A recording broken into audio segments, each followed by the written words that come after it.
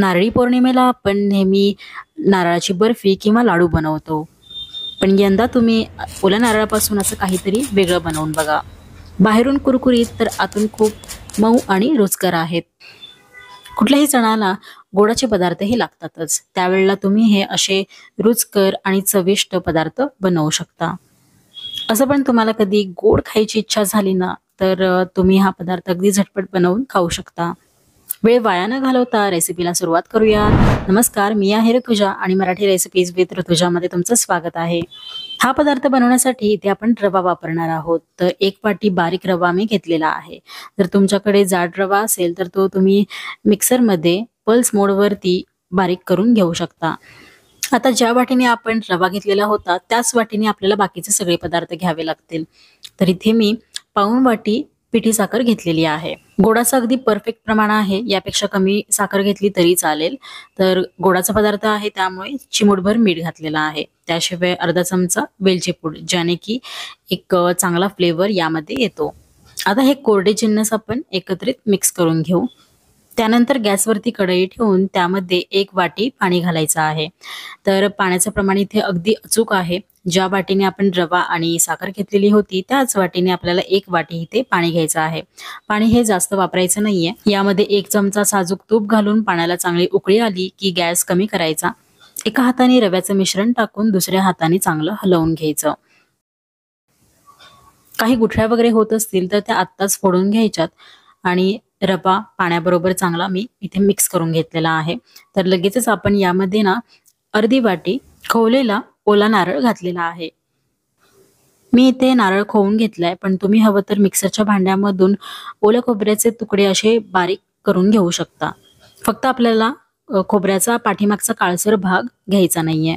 खोबरं मी 2 मिनिटासाठी परतवून घेतलंय आणि त्यानंतर यावरती झाकण ठेवलेलं आहे. गॅस कुठेही मोठा वगैरे ठेवायचा नाहीये. कमी गॅसवरती झाकण ठेवून 3 ते 4 मिनिटं तरी मी वाफ काढून घेतलेली होती. तर वाफेवरतीच रवा छान फुलतो आणि शिजतो सुद्धा. 3-4 मिनिटांमध्ये तुम्ही 1-2 वेळा झाकण काढून हे मिश्रण हलवून घेऊ शकता, म्हणजे खाली तळाला लागणार नाही. मिश्रण हे जास्त कोरडे किंवा जास्त पातळ सुद्धा नसावं. मिश्रण आता मी इथे प्लेटमध्ये काढलेलं आहे आणि पूर्णपणे थंड करून घेतलंय. त्यानंतर हे मिश्रण आता हाताने मळून घ्यायचंय. मळताना आपल्याला इथे पाण्याचा किंवा दुधाचा वापर करायचा नाहीये. असंच कोरडं मिश्रण आपण हे हाताने मळून घेऊ.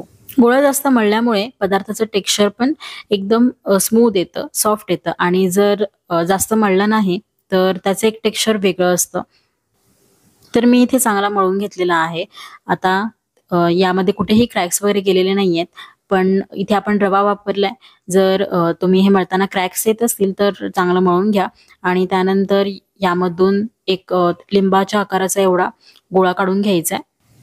गोलाकार फिरवून त्याला चपटा करायचा आणि अशा पद्धतीने आपण बोटाच्या साहाय्याने त्याला आकार देऊ शकतो. तर जसा नानकटाई बिस्किटांचा आकार असतो त्याप्रमाणे आपल्याला याला आकार द्यायचा आहे.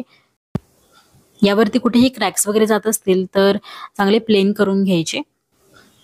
याला तुम्ही रवा आणि ओल्या नारळाचे गोड बिस्किट सुद्धा म्हणू शकता. ही बिस्किटं तयार करताना एकदम जाडसर ठेवायची नाहीत किंवा पातळ सुद्धा करायची नाहीत. आता बिस्किट तळण्यासाठी आपण इथे कढईमध्ये तेल चांगलं तापवून घेतलेलं होतं आणि मग गॅस मंद करायचा. मंद आचेवरती ही बिस्किटं या तेलामध्ये तळण्यासाठी सोडायची. तर छान गरम तेलामध्ये ना आपल्याला दोन्ही बाजूने अगदी खरपूस रंग येईपर्यंत तळून घ्यावी लागतात. बिस्किट तेलामध्ये सोडल्यानंतर आधी पहिल्यांदा सेट होऊ द्यायची. 1-2 मिनिटांनीच याला झारा लावायचा आहे. जेव्हा तुम्हाला वाटेल की खालची बाजू थोडीशी कडक झालेली आहे, पलटण्यासारखी आहे, तर तेव्हा आपण ही बिस्किट पलटायची आणि दोन्ही बाजूनी छान अशी सोनेरी रंगावरती तळून घ्यायची. यामध्ये आपण रवा वापरलाय त्यामुळे ही बिस्किटं पहिल्यांदा खूप नाजूक असतात. जेव्हा ती तेलामध्ये सेट होतात 2 ते 3 मिनिटांनंतर तेव्हाच आपल्याला चमचा लावायचा आहे. नाहीतर तेलामध्ये बिस्किटं फुटू शकतात. तसेच जर तुम्ही तेल नॉर्मल असताना किंवा थंड असताना बिस्किटं यामध्ये सोडली तर तेव्हा देखील बिस्किटं फुटतात.